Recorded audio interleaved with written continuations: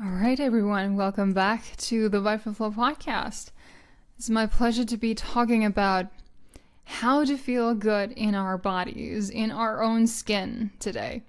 And that was one of the requests that I got. That was one of the highest requests when I asked for the first episodes for this season. The first one was how to feel or how to soften when life is hard, and I did an episode on that just recently. And the second highest request was how to feel good in your body, like how to actually feel good in your skin. And so I've discussed this topic many times on this podcast, but it absolutely bears repetition, and some of the things may be reiterations of what I've already said, but it's all good. It's all good. And if you want to really give yourself this nourishing moment, which I always hope that this podcast is a nourishing, soothing, and energizing moment for you, then go ahead and grab something to drink. What I have here is raw cacao filled with antioxidants and magnesium and some whole milk and collagen powder. So that's my treat for this moment. And we're going to discuss sensual awareness, obviously, because it is just something that we can't not discuss if we want to feel good in our bodies. So one of the ways that we can practice that is by enjoying intentionally a cup of something wonderful and really be mindful of how we're drinking it and just relishing in the juiciness, in the wonderful flavor and texture and temperature of whatever it is that we're eating or drinking. But anyway, so again, how to feel good in your body. Okay. So most of my ladies that I serve and I talk to are coming from a place, and this was me, right? Okay. I've been there with all of these things. Coming from a place of a really disempowered relationship with with themselves. And I wouldn't even say disempowered, because honestly, the truth of it is that we so often, when we live in this modern world, in the Western world, where we need to be on all the time and go all the time, and we talk about this hyper masculine mode of being, right, which causes women to suffer in so many ways because we're not masculine beings in our core, we're feminine beings. And so what we find is that we don't actually have a relationship with ourselves. We don't. It's very iffy. It's like unconscious in so many ways. We think we do, but it's actually just that we have this body, and most of the time we resent it for something, or we just don't give it the attention that it needs. We don't give it the nourishment and the movement that it needs, but it needs to just adjust to the very much unrealistic expectations that we put on ourselves. And on top of all of this, then we could be discussing the incredible amount of bastardized images and ideas of what the female body should look like, which is always shifting, always changing. You know, what was trendy a decade ago is now passé, and now it's something else. It's just exhausting. It's pretty awful. And we're inundated with these images from very early on, so it's no wonder.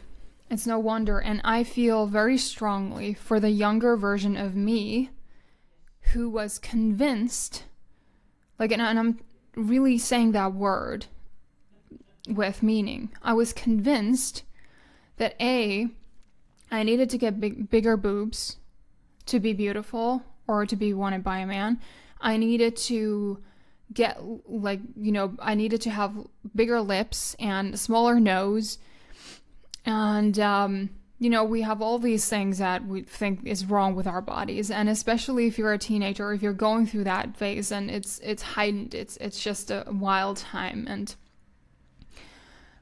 I'm glad that it's over. It is long gone. But I feel for these young women who are coming to their own and who should be relishing their womanhood, their femininity. But the world is teaching us to do the exact opposite. The world is teaching us to be in hyper-masculine modes all the time, to reject ourselves, to reject the body, to be critical of ourselves, because that's the only thing that we can do with all the images and with all the messages that we get from media, from the society, and all these bastardized and misused images and ideas about female beauty.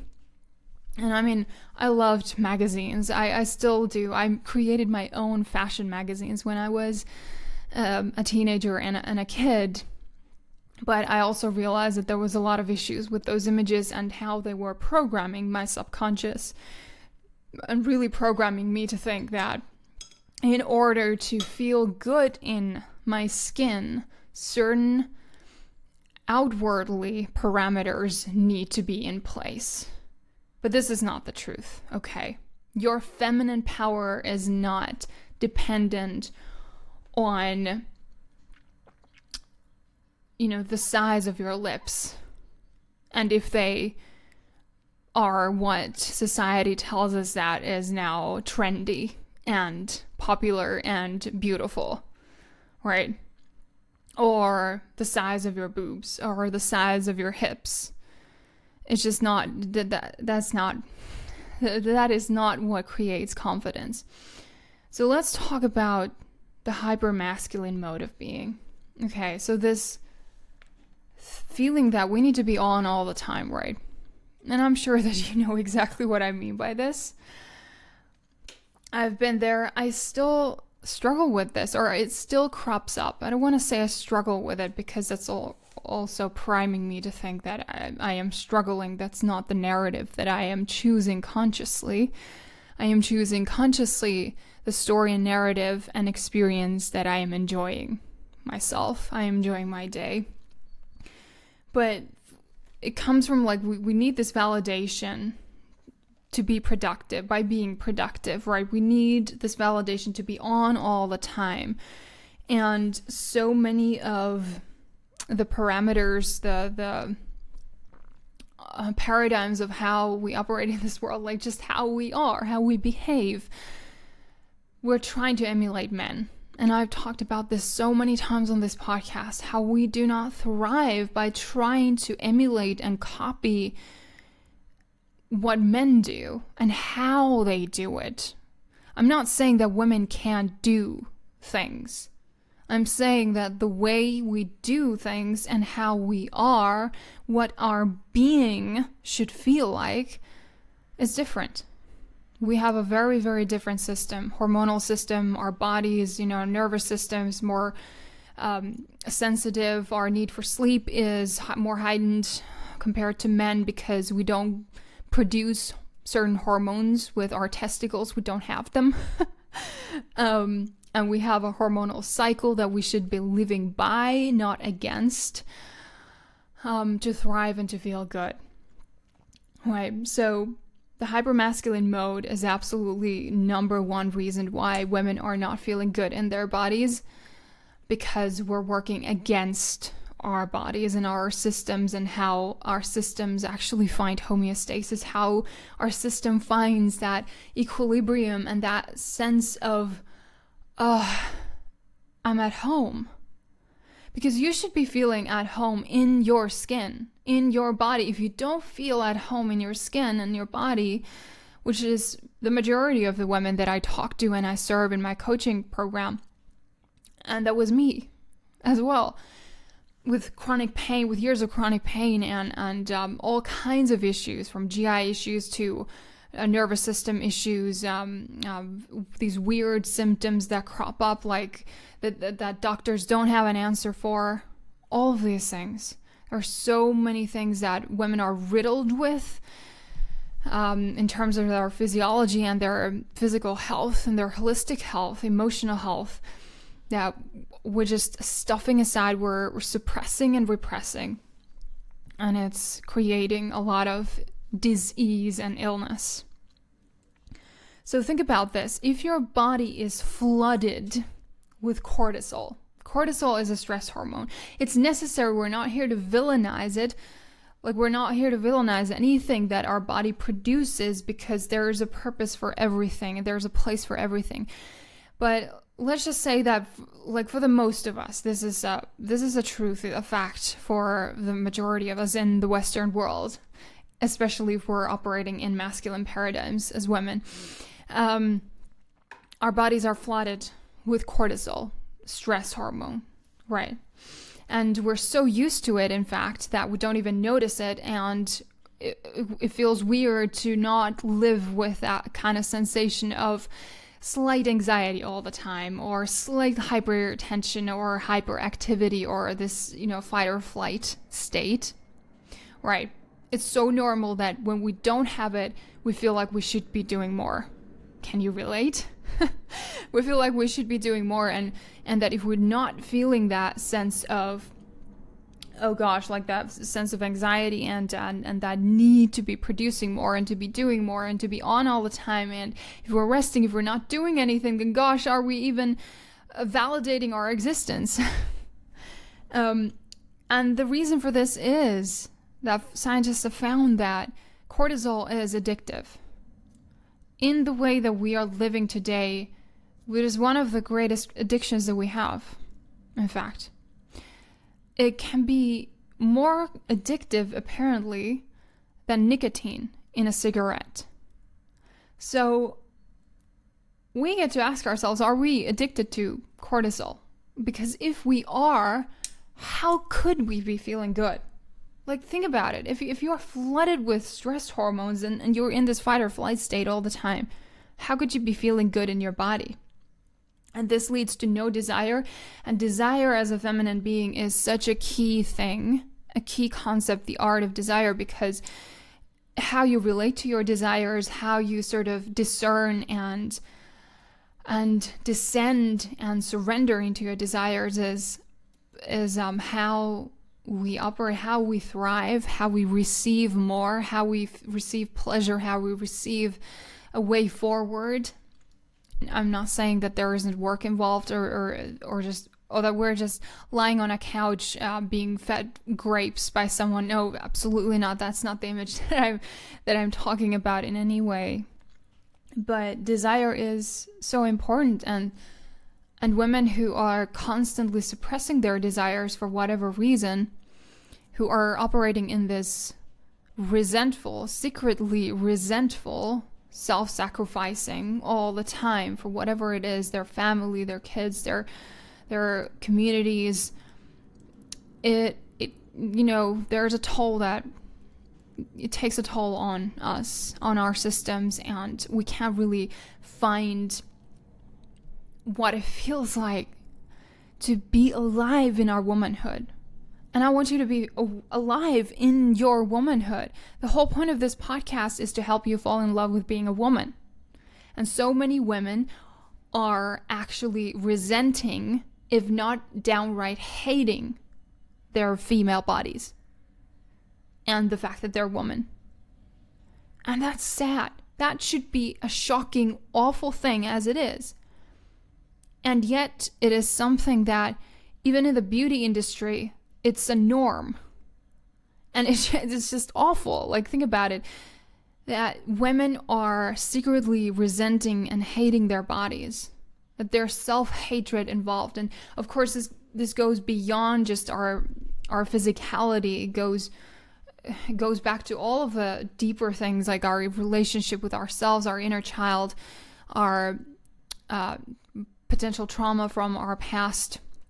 And we've all experienced trauma in some sense or way, because it's just our bodies and our minds' ability or lack thereof to process what is happening. And when we're kids, there were so many instances where we did not know how to process something in a healthy way, so we learned to suppress.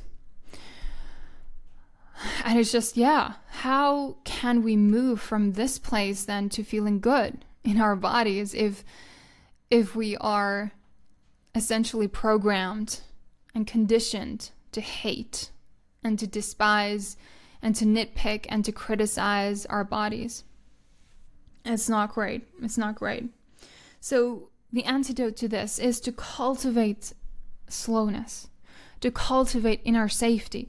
The reason why cultivating inner safety is the key thing in my coaching also, and the key thing that helped me heal from chronic pain and helped me tap into my sensuality, my sensuousness, my confidence as a woman, was to create that inner safety. And I just want to say this real quickly, that as good as these podcasts and all the information is, you do not create and cultivate safety within by listening to these podcasts. That is something that you actually need to devote time and effort into on a daily basis if you actually want to reap the benefits of it. It's not something that you can just intellectualize and be like, okay, I'm done with it. It doesn't work that way. You have a lot of head knowledge, and I am the type of woman who attracts women into my sphere who are really into learning and cultivating themselves, and that's beautiful. It's so beautiful. I think it's a virtue in many ways. But head knowledge is not what is going to transform your life. It is integration.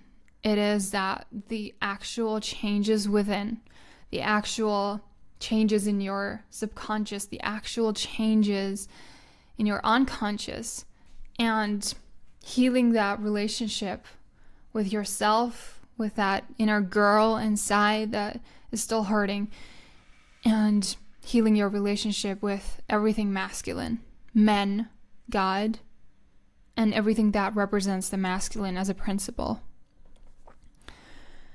And so nervous system and soothing your nervous system should be a priority. And I've actually needed this very much recently. I've talked about how the first half, like the first trimester of my pregnancy now, was really, really hard. And coming into the season of now being able to do more, I found myself doing a little too much because I was so eager to get back to things when I'd been sick for about 2 months for 24/7.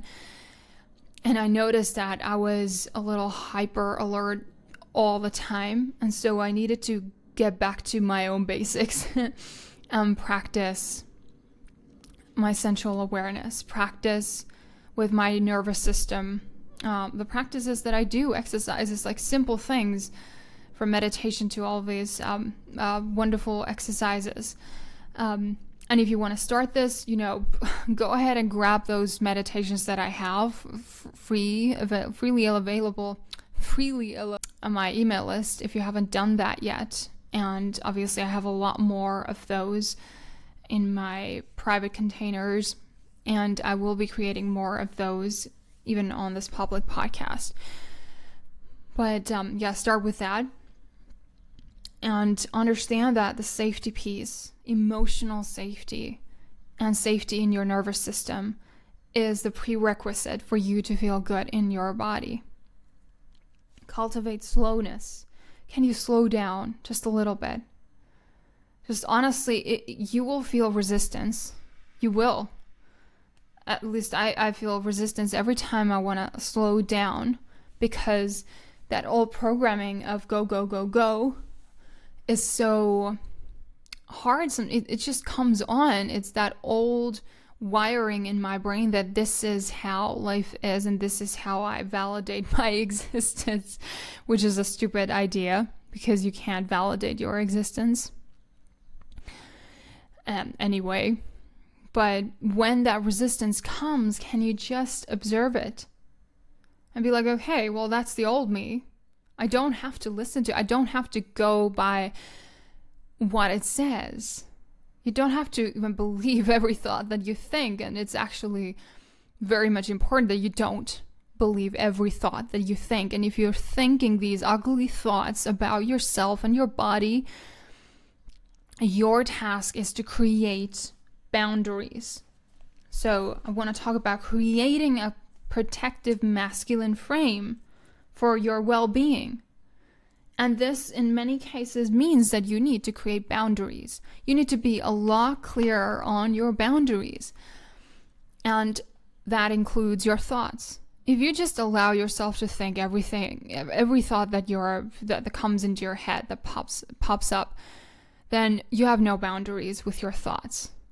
And our minds are wired to think. That's what they do. And even in meditation, the point is not to empty your mind. That's not really even possible.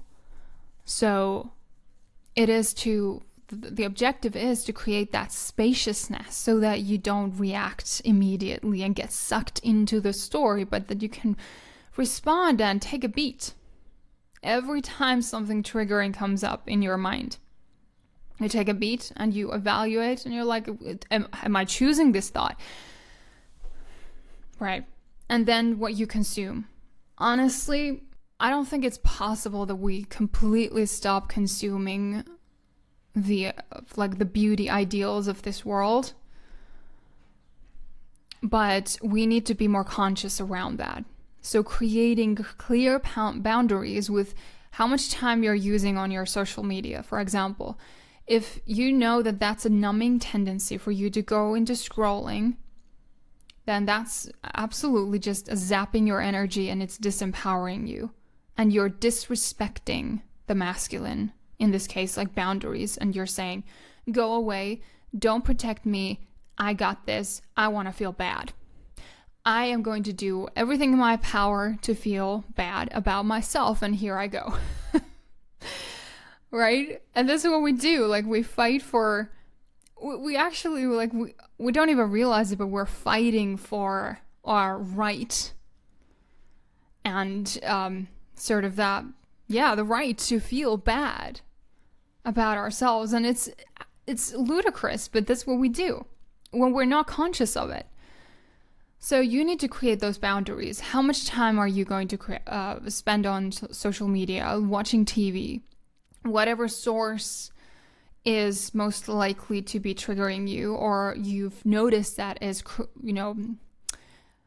contributing to these ideas of beauty that are just hurting you and just making you feel like you are not enough. You're not enough.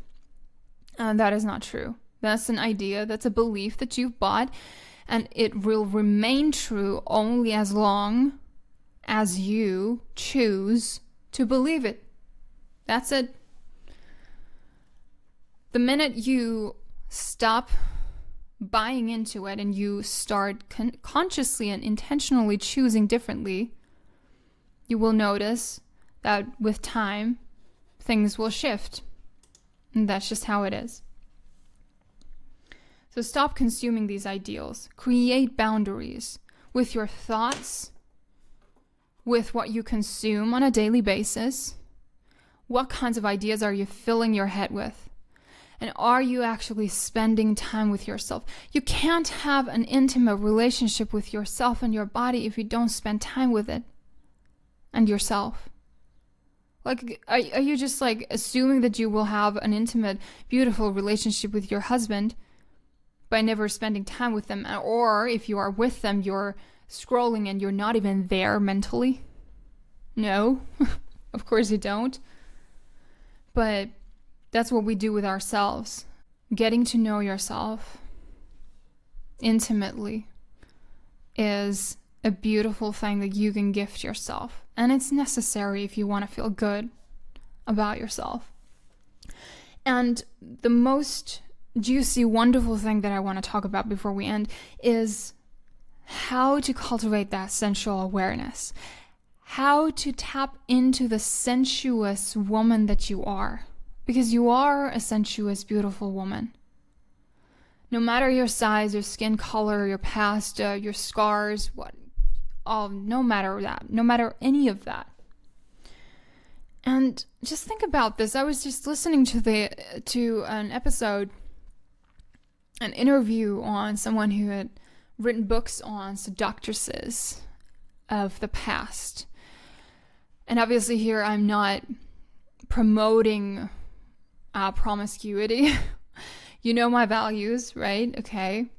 But what I found really interesting and valuable in that conversation was just the emanation and the confidence of a seductress.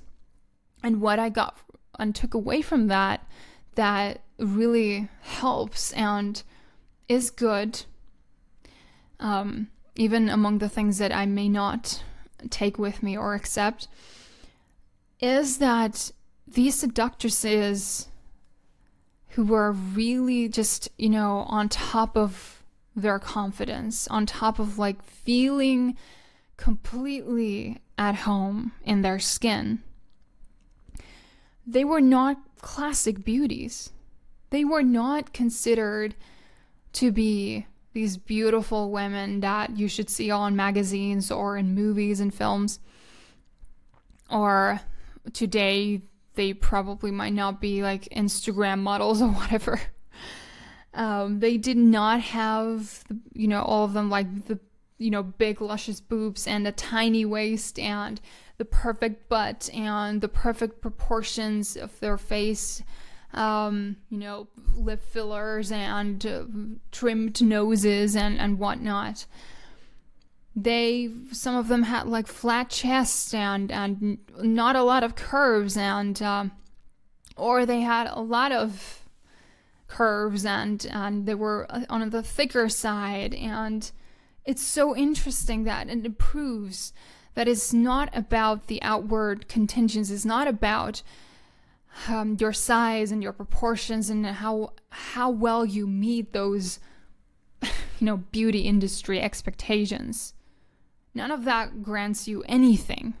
You can get the lip fillers, you can get all the stuff done, but it does not fix or somehow align your inner world with this feeling of total confidence and being at home in your skin. It just doesn't. I'm not saying that there's something wrong with it if you want to, if those are things that you want, that you truly want, but I'm not convinced that they are the things that actually change the game for us, that they would change how we feel about ourselves. And my concern is always the authentic, true emanation of you as a woman and how you truly actually feel about yourself as a woman. That is something that we all already have. We had it when we were born. A child, a baby, is not disgusted by their own thighs. We were confident, but we learned a different way, and we can unlearn it.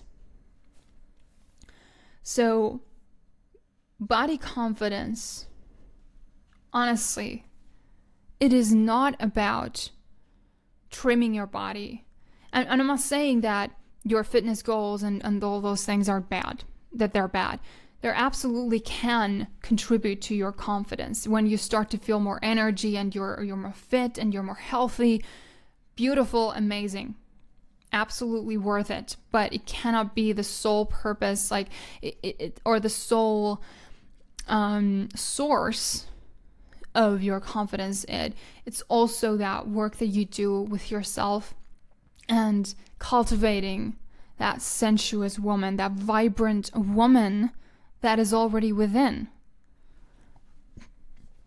So we see that to be truly magnetic has nothing to do with being quote unquote perfect. Has nothing to do with it. And we're fighting against probably decades of being indoctrinated with the bastardization of female beauty and how that robs women of our innate radiance and ease.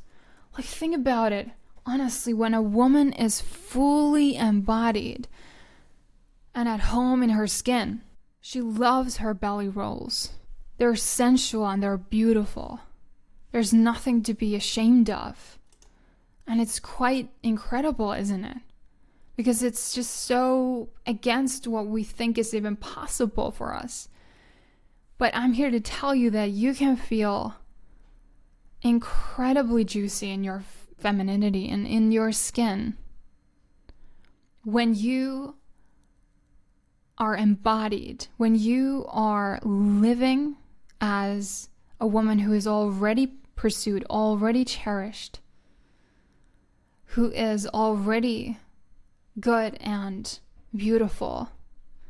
And you'll notice that it's that emanation, that authentic emanation of being in the feminine, of embodying your feminine essence, that makes you magnetic and makes you feel good in your own skin, so that you can go into these beautiful practices like breast massage and just touching your body with loving care, with appreciation, of touching your belly and just imagining how incredible this capacity you have to create.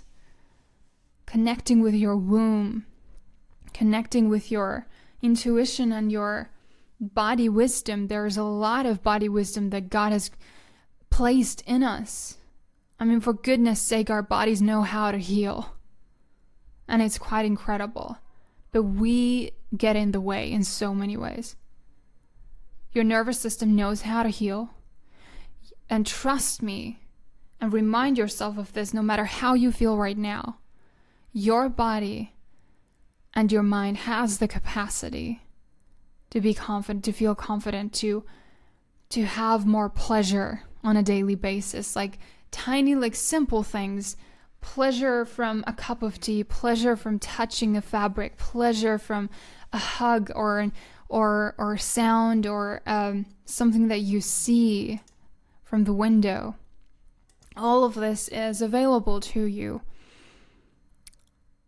But so long as you believe that it's not, that something needs to be changed first on your outward appearance for you to feel good, you're always stuck. So I want you to walk away from this with the invitation to cultivate your inner, vibrant, sensuous woman by bringing in more of that sensual awareness, practicing your 5 senses and engaging them. And again, how to start doing this? Well, start using that sensual surrender guided audio activation that I have freely available for you if you're sign up for my email list. And the morning juice meditation is also great. And that is one way to practice that. But again, I want to emphasize that it's not just listening to these episodes that helps you feel better in your body. It is in the actual integration. Okay? It's not head knowledge. It is integration. It is the practice in and of itself, day after day. It's a devotion, right? So that you can go, get back to the home of you, like get back home to yourself. And that is exactly what it felt like when I rediscovered my femininity after operating solely in that sort of masculine paradigm for years. So those are the things that I wanted to discuss today. And next time, or with an upcoming episode, we'll go deeper into how to be that vibrant, sensuous woman. Even if you think that that's not possible because of, you're a woman of faith and you think that sensuality is about promiscuity, which is so not true. It is an absolute freaking myth.